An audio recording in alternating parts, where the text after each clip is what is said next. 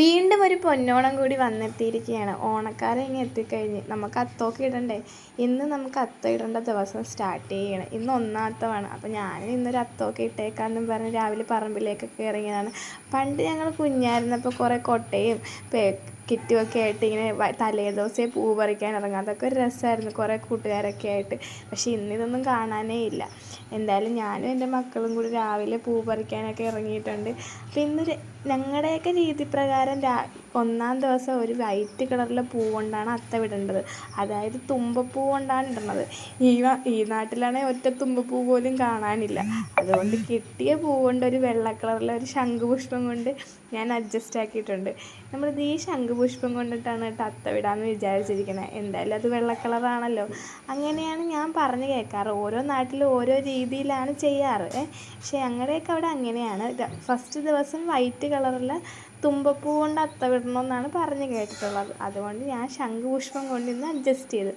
നമ്മുടെ വീട്ടുമുറ്റത്ത് കുറേ ജമന്തി തൈകൾ വെച്ചിട്ടുണ്ടായിരുന്നു. അതിലൊക്കെ നിറയെ പൂ ഇട്ട് നിൽപ്പുണ്ട് കേട്ടോ. കാണാൻ തന്നെ നല്ല രസമുണ്ട്. അപ്പം ഈ പ്രാവശ്യത്തെ അത്തത്തിന് വേണ്ടിയിട്ട് ഓരോ ചെടികളിലും ഓരോ പൂമൊട്ടുകൾ വിരിഞ്ഞു തുടങ്ങി കഴിഞ്ഞിരിക്കുന്നു.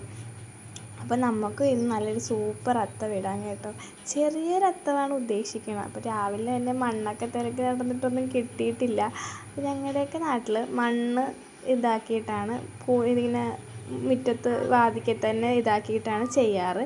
പക്ഷേ പാലക്കാട് സൈഡിലോട്ടൊക്കെ ചാണകം മെഴുകിയിട്ടാണ് ചെയ്യാറ്. അപ്പം നമുക്ക് കിട്ടുന്ന സാധനം കൊണ്ട് എന്താണോ അതുപോലെ നമുക്ക് ചെയ്യാമെന്ന് വിചാരിച്ചിട്ട് ഞാൻ പോയി കുറച്ച് മണ്ണൊക്കെ എടുത്തിട്ട് വന്ന്. പണ്ട് നമ്മൾ തോട്ടിൽ നിന്നൊക്കെ ആയിരുന്നു ഇങ്ങനെ ഈ ചെറിയ ഞങ്ങളുടെ വീടിൻ്റെ അവിടെയൊക്കെ ഈ പാടത്തിൻ്റെ സൈഡിൽ ചെറിയ ചെറിയ തോടൊക്കെ ഉണ്ടായിരുന്നു. അതിനകത്ത് നിന്നൊക്കെ നല്ല വെള്ള മണ്ണൊക്കെ നോക്കിയിട്ട് എടുത്തിട്ട് വന്നിട്ടായിരുന്നു ചെയ്തുകൊണ്ടിരുന്നത്. ഇവിടെ അങ്ങനെയൊന്നും കിട്ടാൻ പോലും ഇല്ല. എന്തായാലും ഞാൻ കുറച്ച് മണ്ണ് അഡ്ജസ്റ്റ് ചെയ്ത് എടുത്തിട്ടുണ്ട്. അങ്ങനെ അതിൻ്റെ പുറത്തേക്ക് കുറച്ച് വെള്ളമൊക്കെ ഒഴിച്ച് സെറ്റാക്കി എടുത്തിട്ട് നമ്മൾ ശംഖുപുഷ്പം പൂ ഓരോന്നായിട്ട് ഇങ്ങനെ ഒരു വൃത്തിയിലൊക്കെ അടുക്കിയൊക്കെ വെച്ചിട്ട് അത്തമിടുകയാണ്. അപ്പം നാളെ നമുക്ക് ഇതിൽ സെറ്റാക്കാം. അപ്പോൾ അത്തം ഒന്നിന് അത്തം വിട്ടവർ ആരൊക്കെയാണെന്ന് കമൻറ്റ് ചെയ്യാൻ മറക്കണ്ട കേട്ടോ. അപ്പോൾ ഇന്നത്തെ വീഡിയോ ഇത്രയുള്ളൂ. ബൈ.